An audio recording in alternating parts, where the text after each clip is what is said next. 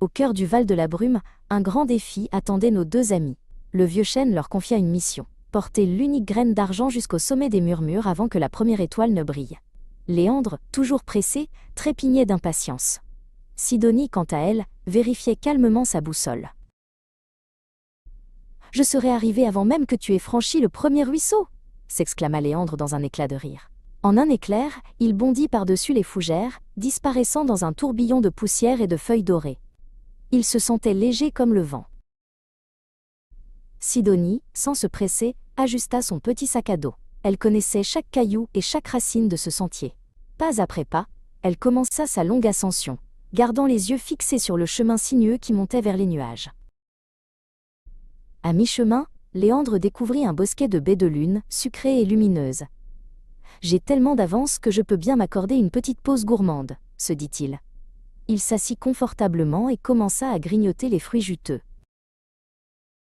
Alors que Léandre se régalait, il vit Sidonie arriver au loin. « Viens donc goûter ces merveilles, Sidonie. La montagne ne va pas s'envoler, lança-t-il. Mais Sidonie, avec un sourire poli, continua sa route sans s'arrêter. Elle savait que le sommet était encore loin.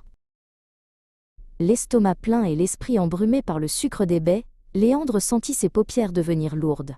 « Juste 5 minutes de sommeil sous ce rocher chaud », murmura-t-il en bâillant. Il s'endormit profondément, bercé par le chant des grillons.